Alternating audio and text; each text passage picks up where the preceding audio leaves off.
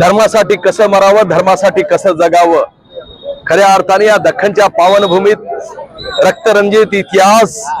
ज्यांनी निर्माण केला आणि मुघलाला गाडण्याचं काम केलं, त्या छत्रपती संभाजी महाराजांच्या विचारानं आज ही चेतना रॅली छोटू झुरपे यांच्या माध्यमातून निघते। त्याबरोबर आज रॅलीच्या उद्घाटनाला खऱ्या अर्थाने आमचे मित्र शिवसेनेचे शहर जिल्हा प्रमुख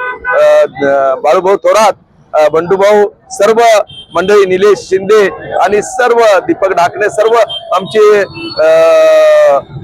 कार्यकर्ते आणि छोटूची सर्व फौज ही मनामनात चेतना जागण्यासाठी खऱ्या अर्थाने धर्म,